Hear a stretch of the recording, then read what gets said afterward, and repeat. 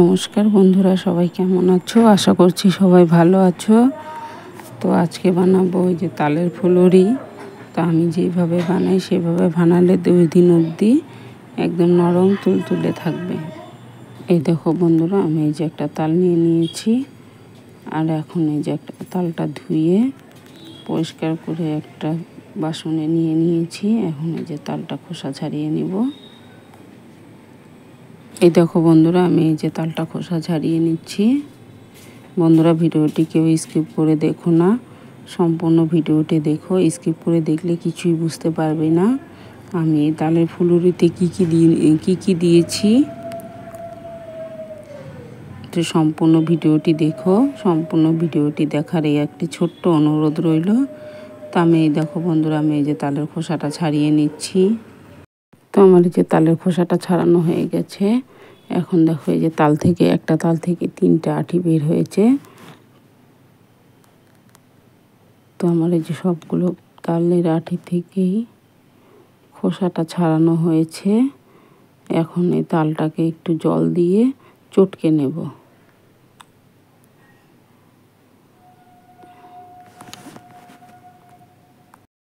তো বন্ধুরা, এই যে দেখো তালের মধ্যে আমি একটু জল দিয়েছিলাম, দিয়ে এই যে চটকে নিচ্ছি তালটা।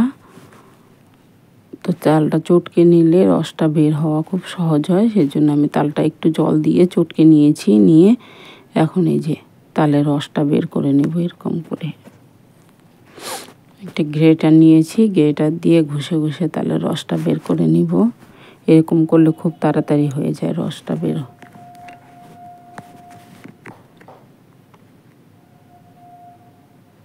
তো আমি তালের রসটা সম্পূর্ণ বের করে নিয়ে তারপরে আবার আসছি।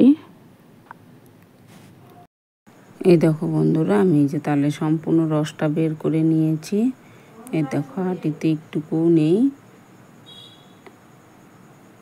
তো এই দেখো তালের ঘনত্বটা কীরকম হয়েছে। একদম খুব বেশি জল দিয়ে চটকাইনি, তো অল্প জল দিয়ে চটকিয়েছিলাম, সেই জন্য এই দেখো তালের রসটা খুব ঘনই বের হয়েছে। তো আমি এই যে এখন তালটা ছেঁকে নিব। ছেঁকে আমি এই যে আরেকটা পাত্রে নিয়ে নিয়েছি তালটা। এই দেখো, তো আমি এখন এখানে এই যে ছোটো বাটির 1 বাটির মতো ময়দা আর 1 বাটির মতো সুজি দিয়ে দেব। তো আমি এখানে যে 1 বাটির মতো সুজি দিয়ে, তো এখন আবার সামান্য একটু নুন দিয়ে দেব। সামান্য একটু নুন দিয়ে দিব, যেন হলো মিষ্টি জিনিসে একটু লবণ দিলে এটা টেস্টটা ভালো হয়। আর এখানে 1 বাটির মতো চিনি দিয়ে দিয়েছি। দিয়ে এখন খুব ভালো করে এটা মেখে নেব। আমি আর এটাতে আর কিছু দেব না।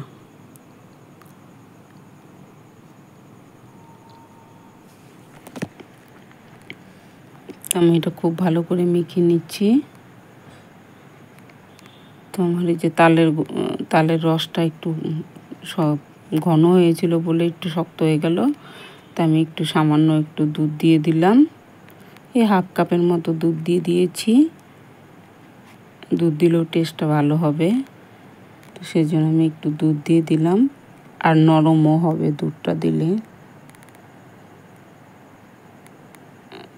তো আমি এখানে খুব ভালো করে মেখে নিচ্ছি। তো এই দেখো বন্ধুরা, আমার এটা মাখা হয়ে গেছে, চিনি থেকেও জল ছেড়ে দিয়েছে। আর ওই যে আরেকটা গামলিতে আর একটু লেগেছিলো, তাই ওইটা কাচিয়ে এটার মধ্যে রেখে দিয়েছি। তো আমি যে একটা কড়াই বসিয়ে দিয়েছি। আমি যে লোহার কড়াই নিয়েছি, লোহার কড়াইটা বসিয়ে দিয়েছি। এখন কড়াইতে তেল দিয়ে দিব। তেল দিয়ে এখন আমি এই যে বড়াগুলো ভেজে নেব।